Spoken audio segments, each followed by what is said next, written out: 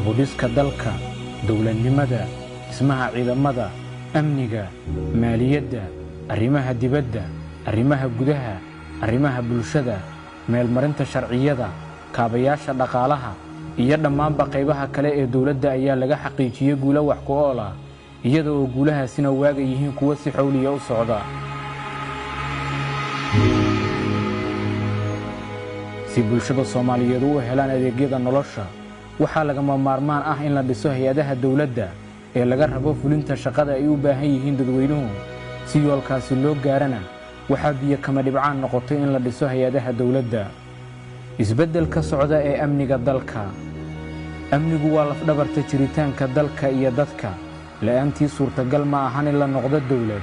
waddan kasta heerkiisa nolosha iyo horumarka uu doonayo inuu gaaro waxa ay ku xidhan tahay sida uu u hagaajiyo amnigiisa, si muwaadinka iyo maalgashaduhuba u helaan xorriyad iyo nabadgelyo ay ku noolaadaan. dowladdu waxa ay mudnaan ka dhigtay wax ka qabashada amniga, iyadoona garowsatay in wax ka qabashada dhibaatada amni darrada ee ka jirta dalka ay tahay musiibada ugu daran ee haysata dadkeenna. haddaba si guul loo gaaro, laga soo bilaabo Febraayo 2017 markaa uu xafiiska dalka la wareegay madaxweyne Maxamed Cabdullaahi Farmaajo, waxaa hortebin laga dhigay dib u habeynta ciidamada qalabka sida, tayeynta, joogtaynta mushaarka iyo daryeelka ciidamada. dadaalkaasi hagar la'aaneed durba waxa uu suurtageliyay inay soo noqoto kalsoonidii iyo haybaddii lagu qabay ciidamada qaranka, taasi oo sababtay in guulo laga gaaro dagaalka ka dhanka ah argagixisada, yaraynta dembiyada iyo niyad dhiska ciidanka oo gaartay heer sare. waxaana xusid mudan in muddo dheer kadib la arkay dhallinyaro Soomaaliyeed oo isku garbinaya ka mid noqoshada ciidamada qalabka sida. shabaab waxay ku shaqeeyaan siyaasad shisheeye ku shaqeeyaan, marka yeysan idin qalbi jabin, marna ha baqina. allah nafta qaada. kulligeen waxaan u dhalannay inaan dhimanno wakhtiga ahaataba, laakiin waxaa ugu xun adduunka inaad ku noolaataan ihaano iyo sharaf xumo iyo gunnimo. muddada uu talada dalka joogay madaxweyne Farmaajo, qaybaha isbedelada lagu sameeyay waxaa ka mid ah horumarinta ciidamada, iyada oo la fulinayo ballanqaadkii madaxweyne Maxamed Cabdullaahi Farmaajo ee ku aadanaa tayeynta ciidamada qalabka sida. waxaa si hufan oo hagar la'aan looga shaqeeyay tayeynta ciidamada iyo hay'adaha amniga. arrintani waxa ay keentay in la horumariyo xiriirka laamaha amniga, si sare loogu qaado wada shaqaynta iyo qorshaynta wadajirka ah ee hay'adaha ka wada tirsan barnaamijka isku dhafka laamaha amniga ee dowladda iyo kala warqaadashada guddiga amniga iyo cadaaladda heer federaal iyo heer dowlad goboleed.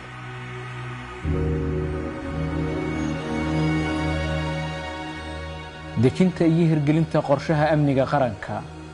dowladda federaalka Soomaaliya ayaa dejisay qorshaha amniga qaranka oo ku dhisan in la helo ciidan tayo leh, la awoodo dhaqaalihiisa, isla markaana leh hannaan isla xisaabtan. waxaana saldhig looga dhigay qorshaha amniga qaranka qodobada kala ah: qorshaha qaab-dhismeedka amniga qaranka, qorshaha istiraatiijiyadda qaranka ee wakhtiga fog 3 sano ilaa 5 sano ee laamaha amniga heer degmo, heer dowlad goboleed, gobolka Banaadir iyo heer federaal, qorshaha isku dhafka ciidamada,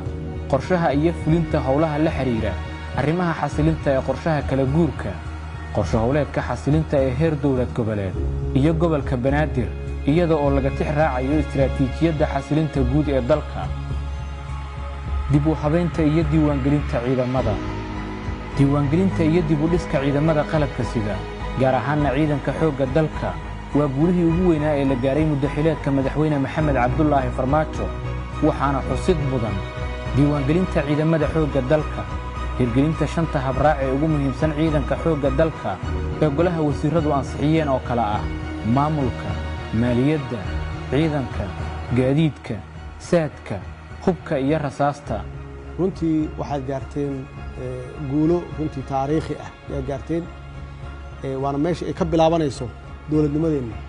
iyo la dagaalanka musuqmaasuqa. maxaa yeelay see mushaar loo bixiyaa haddii ciidankii aan la garanayn?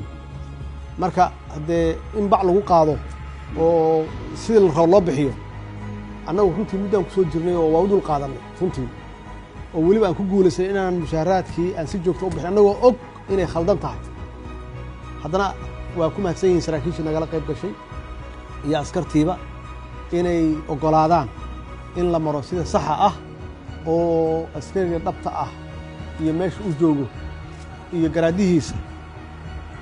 in la hayo si aan u ogaanno yaa shaqayn kara oo diyaar ah iyo yaa howlgab ah iyo yaa maxaan ku idhaahdaa curyaan ah oo u baahan in maaragtay qadar yeelo sharciyada iyo ciidamada qalabka sida si loo adkeeyo aasaaska sharciga ee ciidamada qaranka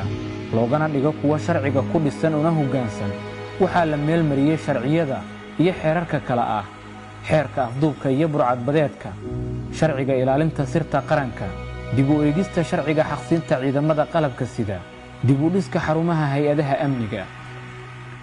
laga soo bilaabo 2017 waxaa dayactir iyo dhisme lagu sameeyey xarumaha ciidamada qalabka sida iyada oo aan ka xusi karno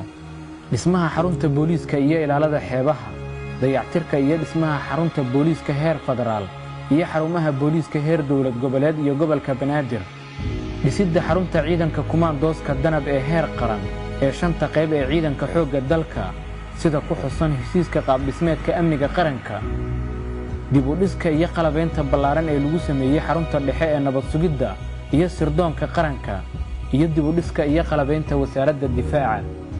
ciidamada qalabka sida waxaa la siiyey muhiimad weyn dhanka daryeelka iyaga iyo ubadkooda waxaana laga xusi karaa guulaha laga gaaray hirgelinta hannaanka mushaar bixinta tooska ah iyada oo xuquuqda ciidanka si toosa loogu shubo koontada gaarka ah ee askari kasta ku leeyahay bangiga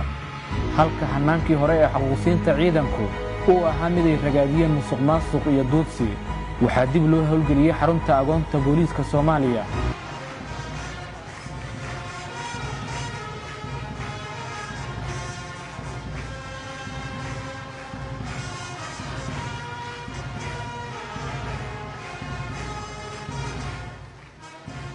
sidoo kale waxaa la joogteeyey xuquuqda agoonta ciidanka asluubta dawladdu waxa ay mudnaanta siisay daryeelka caafimaadka ciidamada iyada oo la kordhiyey miisaaniyadda ay dawladdu u qoondaysay lana horumariyey adeegyada gurmadka caafimaadka degdega ah ee furimaha dagaalka cusbitaalka ciidanka booliiska Soomaaliyeed ee Madiina iyo cusbitaalka ciidanka xoogga dalka tababarada iyo tayeynta ciidamadeennu waxa ay fursado qaaliya u heleen tababaro tayo sare leh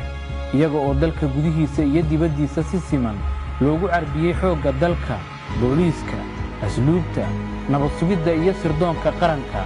sidoo kale waxaa tababaro gaara loo sameeyey ciidamada booliiska iyo daraawiishta heer dowlad goboleed waxaa qiimeyn lagu sameeyey tayada hay-adaha ee wasaaradda gaashaandhigga heer qaran iyo wasaaradaha amniga heer federaal iyo heer dowlad goboleed iyada oo laga eegayo dhanka horumarrada ay sameeyeen meelaha ay u baahan yihiin in laga taageero iyo fursadaha ay heli karaan dawladduna waa ka go'an tahay wax alla waxaad u baahan tihiin hadday noqoto tababar hadday noqoto qalab iyo hadday noqoto maxaan ku idhaahdaa wax walbaba inay garab istaagto mushaharaad iyo daryeel kalaba waad og tihiin inaan ku guulaysanay inaan ilaalino xuquuqda ciidanka qalabka sida Soomaaliyeed waana wadi doonnaa waana kordhinaynaa hadduu ay yidhaahdo shacabka Soomaaliyeed waxaan ku boorinayaa inay ciidankooda garab istaagaan guulaha qorshaha kala guurka amniga Soomaaliya STB shantii sano ee la soo dhaafay dawladda uu hogaamiyey madaxweyne Farmaajo waxa ay ku tallaabsatay waxqabadyo waaweyn oo dhanka xasilinta dalka ah sugidda amniga iyo soo celinta haybadda dawladnimada waxaana dadaalada lagu xaqiijiyey soo celinta haybaddii dawladnimada ka mid ahaa dadaaladii loogu jiray sidii Soomaaliya ay dib ula noqon lahayd mas'uuliyadda sugidda amnigeeda iyada oo aan lagu tiirsanayn gacmo kale dawladdu waxa ay dejisay qorshaha kala guurka amniga Soomaaliya STB kaasi oo dhabaha u jeexay tubta ay dawladda Soomaaliya kula wareegayso guud ahaanba mas'uuliyadda amniga dalka halbeegyada iyo ujeedooyinka istiraatiijiyadeed ee xilliga kala guurka ah qorshaha gabagabaynta howlgalka midowga Afrika ee Soomaaliya iyo qorshaha bixitaanka ciidamadan iyada oo dhammaan la raacayo hagitaanka iyo jihaynta dawladda Soomaaliya وعلى سعتان طبعا ودوينك ugu dambeeyay ciidanka xoogga dalka Soomaaliyeed horumarada uu sameynayay haday noqon lahayd dhinaca dhismaha haday noqon lahayd dhinaca muxuu ahaa ii sheegay tayeynta dhinac walba iyo hadday noqon laheeday la dagaalanka cadowga argagixisada ah sidaas awgeed waxaan geli doonaa admis oo aanu gudbi doonaa oo macnaheedu ay tahay in dowladda Soomaaliya ee amniga qarankooda iyo amniga dalkooda ay la wareegaan dowladdu waxay arrinkaasi kala kulantay culeysyo diblomaasiyadeed oo ay kaga gudubtay wadaniyad bisayl iyo geesinimo iyo garowshiyo ay la hortagtay fagaarayaasha caalamka iyo golayaasha ammaanka Afrika iyo qaramada midoobay dhanka kale qorshahani waxa uu soo afjaray magacii iyo qaab dhismeedkii howlgalka AMISOM oo eekaa mid joogto ah iyada oo loo bedelay howlgalku meel gaar ah ee midowga Afrika ee Soomaaliya ATMIS arrintan ayaana noqonaysa guul weyn oo u soo hoyatay Soomaaliya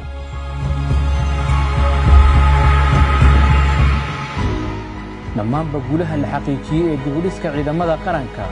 iyo qorshayaasha weli socda ee gaaridda yoolalka ku xusan ajendayaasha horumarinta amniga ee aynu soo sheegnay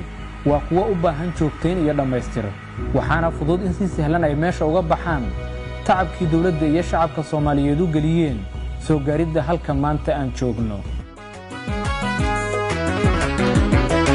وددو ورلada madaxda uu ahaa qaran magac leh iyo maamul dawladeed noo muujiyo waan mahadine ugu dara mar kale